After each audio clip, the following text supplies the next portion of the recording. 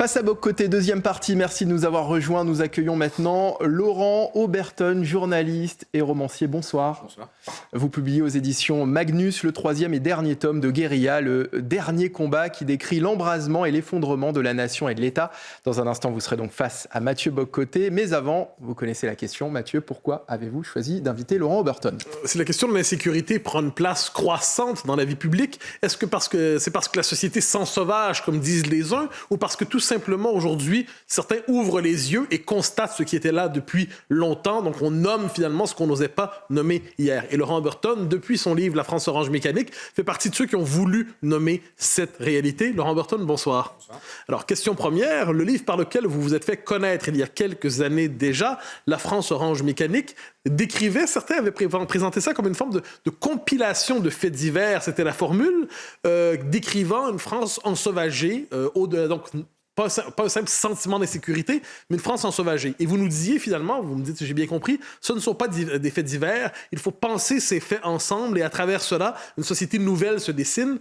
Est-ce que depuis la France orange mécanique, la situation s'est accélérée? Oui, je pensais en 2012, quand j'ai écrit ce livre, qu'on était à un palier, parce qu'on avait atteint le record des violences aux personnes, des coups et blessures, des violences sexuelles, d'un certain nombre de faits très significatifs. Les homicides aussi remontaient à ce moment-là. Et aujourd'hui, après le mandat Macron, force est de constater qu'on pouvait encore faire pire, puisque aujourd'hui, on a atteint un nouveau record en matière de coups et blessures, un record historique et absolu. De même, donc ce gouvernement détient depuis peu de temps le record historique et absolu des violences sexuelles. Et ça, ce sont les chiffres, pour le coup, du ministère de l'Intérieur. C'est-à-dire, ce ne sont pas des études sociologiques, ce sont les propres chiffres, les faits constatés police, gendarmerie. Et le taux d'homicide également a atteint son record depuis les attentats de 2016. Donc, il y a une hausse forte des courbes ces derniers mois. Une hausse très forte des incarcérations également, puisque avec la crise du Covid, plus de 10 000 prisonniers avaient été mis dehors en quelque sorte pour faire de la place. Et non seulement ils sont revenus, mais on en a pris beaucoup d'autres. On atteint le record aujourd'hui du nombre d'incarcérations en France. Alors, vous dites sous ce gouvernement, mais est-ce qu'on ne pourrait pas vous répondre que c'est une dynamique d'ensauvagement qui est devenue indépendante des pouvoirs publics, c'est-à-dire le tout est lancé et aujourd'hui les pouvoirs publics, dis-je, ont peu d'emprise sur cela, même s'ils souhaitent restaurer l'ordre? Oui, très franchement, la dynamique, elle est là et qu'on inverse les deux derniers mandats, qu'on mette François Hollande aujourd'hui ou Macron hier, ce serait à peu près la même chose. La réponse politique est quasiment inexistante, on fait de la communication, on condamne avec fermeté, on se rend sur place, mais en attendant, les faits sont toujours là, la réponse judiciaire est toujours aussi peu appuyée, je le constatais déjà à l'époque. Aujourd'hui, il faut ajouter quand même ce nombre incroyable d'irréguliers qui sont présents sur notre sol et qui sont plus ou moins recensés et qui ne sont quasiment jamais expulsés malgré des actes délictueux, criminels, en série. Et enfin ça, ce problème se renforce évidemment année après année avec l'arrivée de nouveaux irréguliers. Alors, vous parlez des irréguliers, un des thèmes depuis le sordide assassinat de la petite Lola, un des thèmes c'est la question des OQTF, c'est-à-dire la part et pas seulement des OQTF, plus largement la part de l'immigration dans la délinquance, pas toujours dans sa forme extrême évidemment comme on l'a vu avec Lola, mais une délinquance plus large, un continuum de violence. Est-ce que Gérald Darmanin lui-même a reconnu cette réalité et Emmanuel Macron l'a fait, disons, à moitié? Est-ce que c'est une reconnaissance bienvenue ou pour vous il s'agit d'une reconnaissance pour finalement se détourner du problème après l'avoir reconnu pour ne plus avoir à en parler ensuite? C'est une demi-reconnaissance, on va dire, parce que je note que Darmanin ne parle que des étrangers, de la criminalité des étrangers. Or, moi, je parlais de la criminalité des individus issus de l'immigration. C'est-à-dire pas seulement les personnes de nationalité étrangère, mais ceux qui sont directement descendants d'immigrés, qui sont nés en France, qui sont français, mais donc qui ont eu un historique migratoire récent. Et quand on additionne ces deux populations, on arrive à peu près 2/3 des crimes et délits sur notre sol qui sont commis par ces individus, par des individus issus de l'immigration. Ça ne veut pas dire que les immigrés ou les descendants d'immigrés sont majoritairement des délinquants et des criminels, mais ça veut dire que la criminalité et la délinquance est majoritairement le fait d'individus issus de l'immigration. Et ça, on va vous dire les statistiques ethniques sont interdites, etc. On ne va pas parler de ça, on va rester sur la petite minorité des étrangers criminogènes, et c'est tout. Donc c'est une reconnaissance qui, moi, ne me convient pas, puisqu'elle ne va pas au fond des choses. Alors, il y a un vocabulaire de l'insécurité. Ensuite, je passerai la parole à Arthur de Vatrigan. Il y a un vocabulaire de l'insécurité. On va parler, par exemple, plutôt que de dire poignard égorgé, on va dire des coups de couteau à la gorge. On va quelquefois parler des jeunes dans les quartiers. Il y a toute une espèce de vocabulaire ainsi qu'on peine à identifier quelquefois. Est-ce que, pour vous, le vocabulaire de l'insécurité, tel qu'utilisé dans les médias, fait partie du problème? Ou finalement, est-ce que le commun des mortels a appris à déchiffrer ce qu'on lui disait sans lui dire? Malheureusement, il y a une habitude qui est un peu tragique à ça, c'est-à-dire que quand vous avez dans un pays comme le nôtre 220 agressions sexuelles par jour, 220 violences sexuelles recensées, 900 coups et blessures, il y en a tellement, en fait, ce sont des lignes dans les journaux, et on a tendance à dissocier ces termes faits divers de la réalité des faits, de l'impact que ça a derrière sur des citoyens innocents qui n'ont rien demandé. Et oui, donc j'ai toujours trouvé que les termes étaient un énorme problème et une manière souvent de jeter un voile pudique sur des réalités qui étaient gravissimes. Mais diriez-vous que le commun des mortels, lorsqu'il entend ces termes, une forme de logiciel traducteur dans sa tête, ou finalement l'effet de voile fonctionne? Oui, quand on dit un jeune, tout le monde sait exactement de qui on parle. Ça, c'est très clair. Parce que ça ne trompe plus personne. Les médias le font par habitude, par une sorte de conformisme et de lâcheté. Mais non, les Français voient les choses. D'ailleurs, toutes les enquêtes d'opinion le montrent. Pour eux, la situation est très claire. Mais ils voient aussi surtout qu'il y a ce refus, ce blocage du système médiatique et politique à grande échelle de prendre en considération ces réalités, d'y faire face et d'apporter des réponses. Arthur de Vatrigan. Alors, dans votre tome 1 de Guérilla, vous mettez en scène des banlieues qui s'embrasent et à la suite de ça, un État qui s'effondre. Le tome 2, c'était la mise en scène de ce pays sans État. Et le tome 3, sans dévoiler, parce que voilà, on va laisser un peu de suspense, il y a quand même un État qui revient, mais qui est encore finalement pire qu'avant. Quel est pour vous le rôle justement de cet État et pourquoi vous vous méfiez tant de l'État? Alors, les reproches qu'on peut faire, c'est l'État ne fait pas son travail, l'État n'est pas assez présent. Et vous, au contraire, vous dites, ouais, mais méfiance, parce que finalement, l'État a un double jeu. Voilà, moi j'ai constaté que l'État, ce qui légitime son existence, c'est le régalien, c'est-à-dire la sécurité, la protection des frontières. Et quand on constate qu'il a failli avec constance dans ses deux missions primordiales depuis plusieurs décennies, vraiment avec... c'est-à-dire, avec malgré des sommes considérables investies, des budgets qui ne cessent d'augmenter, des crédits toujours plus importants, des lois sans cesse. Là, on va annoncer un projet de loi sur l'immigration. Moi, j'en ai vu passer des dizaines de projets de loi sur l'immigration. On voit se succéder les ministres, les gouvernements, les déclarations, le menton levé, etc. Vous allez voir ce qu'on va faire.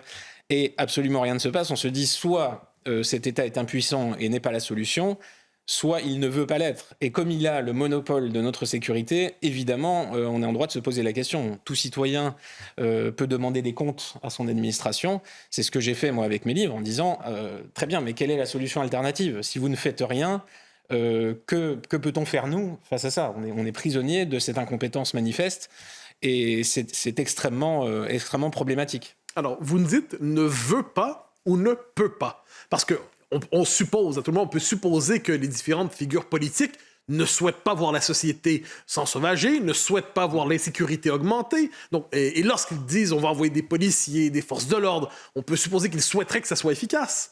Donc vous dites ne veut pas ou ne peut pas. Et si c'est ne veut pas, pourquoi? Et si c'est ne peut pas, pourquoi ça ne fonctionne pas?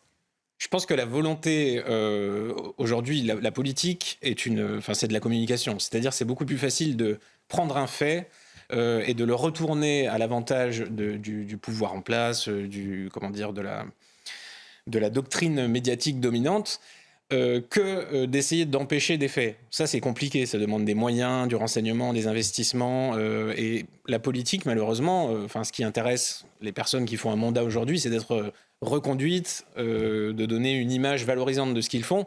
Donc, ils vont avant tout se concentrer sur la façon d'enrober leur bilan, de dissimuler ce qui ne va pas. Par exemple, l'Observatoire de la délinquance, qui était un outil très précieux pour mesurer justement la part immergée de l'insécurité. C'est-à-dire les gens qui ne portent pas plainte, qui sont très nombreux, les victimes en France qui ne portent pas plainte, puisqu'elles savent très bien que leur plainte aboutira à pas grand-chose.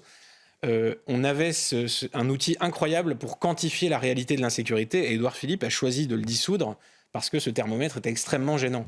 Et malgré cela, même les chiffres officiels montrent que rien ne va. Alors, ça, c'est ne veut pas, à tout le moins, on fait de la communication plutôt que de la politique. Oui. Néanmoins, les forces de l'ordre sont là, les montants sont investis pour entretenir un appareil de sécurité. Donc, qu'est-ce qui fait que lorsque tout ça est déployé sur le terrain, ça ne fonctionne pas? Alors, les forces de l'ordre font leur boulot du mieux qu'elles le peuvent. Mais le problème, c'est qu'ils vont aller dans un commissariat de quartier, vous verrez, on va vous dresser la liste des types qui sont interpellés dans la nuit, qui le seront dans la nuit prochaine et dans la nuit d'après. On les connaît, ils sont archi connus, archi récidivistes, endurcis. Les OQTF, c'est la même chose, on sait qui sont ces gens. Mais derrière, il n'y a aucune réponse administrative et judiciaire concrète face à ça. Moi, je vois dans les audiences des types qui sont condamnés pour la 40e fois, la 50e fois, la 60e fois. Pour des délits graves, des violences aux personnes, etc. Donc au bout d'un moment, on se dit, pourquoi la justice donne-t-elle à ces gens une 40e chance, une 50e, une 60e? C'est que peut-être à un moment, il faudrait que les frais s'arrêtent. Puisque si on ne condamne pas ces criminels, on condamne les innocents à croiser leur route. Et là, c'est une faillite majeure de l'État. Alors, dans votre esprit, on sent que l'État n'est peut-être pas la solution dans les circonstances, mais est presque devenu le problème. Est-ce que je décris correctement votre diagnostic? Oui, parce qu'il donne cette illusion qu'il va faire. D'ailleurs, il suffit de voir n'importe quel discours de Darmanin aujourd'hui. Un discours de fermeté qui se veut rassurant, que les Français aiment bien. Les Français ont toujours adoré cette image du ministère de l'Intérieur comme ça, qui est dur, qui dit on va réagir avec fermeté, les auteurs seront durement punis. Mais non, c'est pas lui qui va condamner, c'est pas lui qui va faire la justice. Lui, il est là pour tenir ce rôle de super flic, de père fouettard. Mais la réalité, c'est que la loi aujourd'hui en France n'est plus appliquée comme le prévoit le code pénal. Ça, c'est très clair. Si vous allez dans une audience avec votre code pénal, vous verrez que jamais les réquisitions du parquet, moins encore évidemment les condamnations prononcées, correspondent avec la réalité du code pénal. Et évidemment, je ne parle même pas des peines appliquées, parce que tout a été fait ces dernières années pour casser le système d'enfermement. En France, aujourd'hui, maintenant, on aménage les peines. Vous pouvez faire de la prison ferme de chez vous avec un bracelet, simplement en pointant au commissariat, sous contrôle judiciaire, c'est considéré comme une peine de prison ferme, mais vous ne mettez pas les pieds en prison. Et malheureusement, comme on a voulu casser ce système, eh bien, on livre la population à des types qui sont réellement des prédateurs et qui n'ont absolument rien de commun avec le reste de la population. Alors, quand on vous lit, on entend parler de guérilla, de possible effondrement, donc d'un monde qui pourrait basculer. Alors, la question que j'aimerais vous poser est tout simple. Est-ce que l'effondrement dont vous parlez, que vous redoutez assurément, est-ce qu'il est à venir ou est-ce que nous y sommes déjà finalement? Est-ce qu'il est commencé à bas bruit? Donc, est-ce que l'effondrement que vous redoutez, que vous annoncez, nous y sommes ou nous y serons? Pour moi, on est déjà quasiment dedans, en fait. Le quasiment compte ici? On a un pied et 4 orteils, je dirais, dans cette réalité qui est parallèle, parce qu'elle est médiatiquement écartée, pudiquement écartée de la représentation qu'elle mériterait. Mais elle est là au quotidien. Je faisais des signatures hier, j'ai eu beaucoup de policiers qui sont venus me voir et qui m'ont dit à quel point, enfin ils me le disent depuis des années et des années, à quel point c'est intenable. Leur quotidien est un enfer. Ils se font insulter du matin au soir, il n'y a plus aucun respect de la police parce qu'il y a un sentiment d'impunité de ces criminels endurcis qui est vraiment complet. Et ce que constatent les policiers, ces noyaux criminogènes sont tellement éloignés des principes de civilisation basiques qu'il paraît impossible de réconcilier ces deux mondes. Et que donc, malheureusement, les seules solutions, d'après ces policiers, sont des solutions de fermeté, de mise à l'écart de la société pour éviter des dégâts, parce qu'on en est là, on n'en est plus à trouver des techniques de prévention.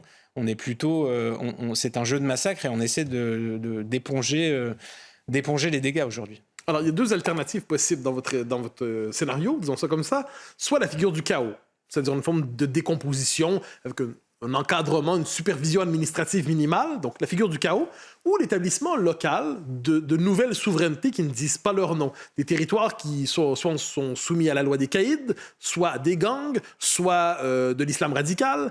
Donc, est-ce que, d'après vous, les deux scénarios sont tout autant possibles ou est-ce que l'un conduit à l'autre?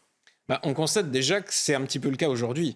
Dans certaines cités, ceux qui vont se faire justice, on l'a vu récemment à Nantes par exemple, ceux qui vont trouver les coupables, ceux qui vont mener leurs enquêtes, ceux qui vont appliquer une sanction, et pour le coup qui sera évidemment barbare et criminel, eh bien ce sont les habitants de ces cités.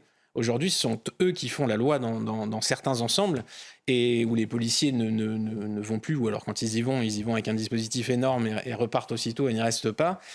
Et ces milieux qui sont imperméables à la justice, à l'ordre républicain et même à la société française dans son ensemble, sont hors de contrôle aujourd'hui. Et c'est déjà un système de justice parallèle, de loi parallèle qui échappe complètement à la République. Ça, il ne faut pas se leurrer là-dessus.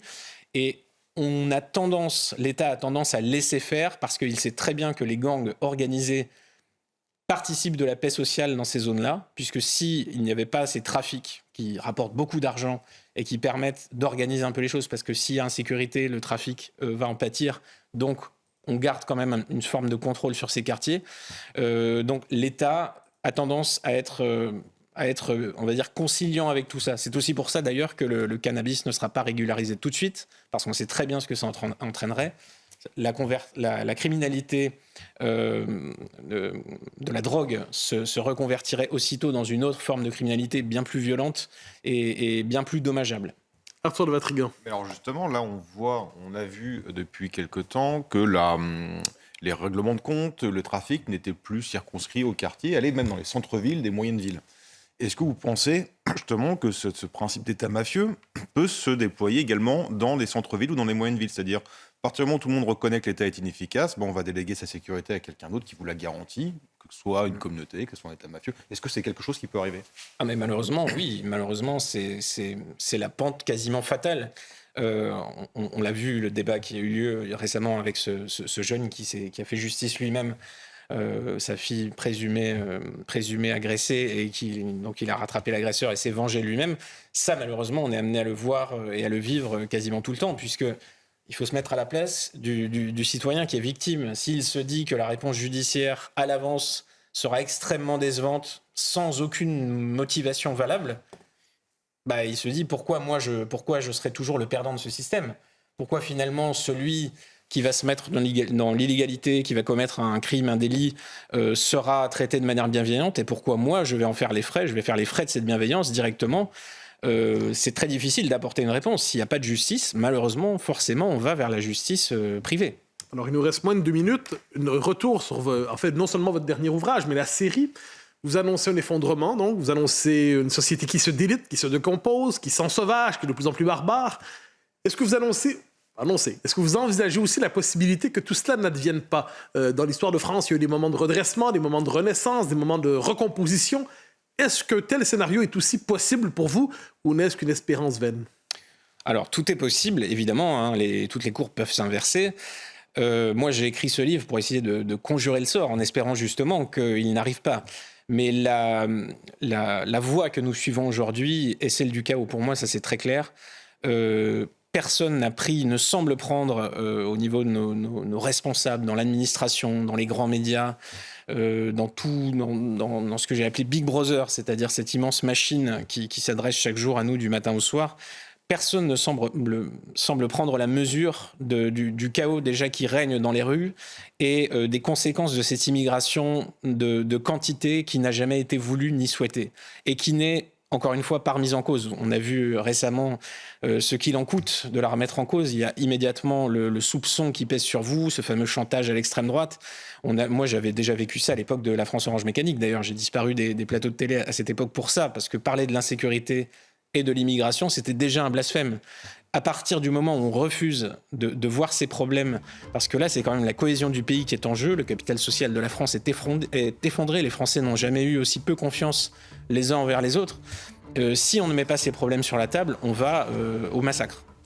Et c'est déjà la fin de cette émission. Merci à tous de l'avoir suivi. Merci à Laurent Oberton d'avoir été notre invité. Je rappelle le titre de votre livre, Guérilla, le dernier combat, c'est aux éditions Magnus. Merci Arthur, merci Mathieu. Mathieu, on vous retrouve demain à 10h pour le grand rendez-vous CNews Europe 1, Les Échos, avec comme invité le ministre de l'Intérieur, Gérald Darmanin. Belle soirée sur CNews, encore merci de votre fidélité. Dans un instant, l'actualité continue.